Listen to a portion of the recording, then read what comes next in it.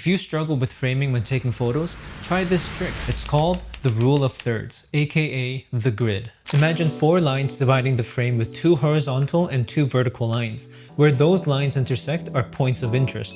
All you have to do is place the main subject, for example, a beautiful human being, on one of the 4 intersecting points. At this point, you might say, yeah, but who takes horizontal photos these days? And you're absolutely right, but the grid can be used for vertical photos as well. All you have to do is turn on the setting and take vertical photos. Then you might say, yeah, but what about for close-ups? And this is where it gets interesting. When zooming in and isolating a specific subject, whether that's your beautiful friend, your beautiful pet, beautiful things, or just yourself, you would likely place it in the center of the frame. However, you can apply the grid and get real creative by placing the main area that you want to highlight on any of the 4 intersecting points to get an artistically framed close-up photo of the weird things you're into.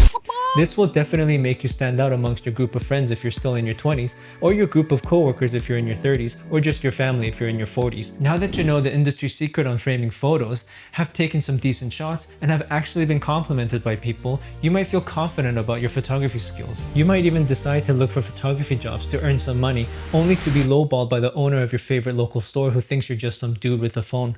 Then you might decide to invest in a professional camera so you don't have to deal with lowballers, only to be lowballed again.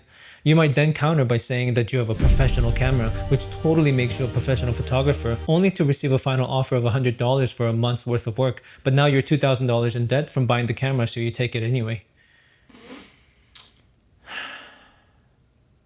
Anyway, next time you need help framing your photos, try this trick out. Or don't. Because rules or guidelines shouldn't hold you back.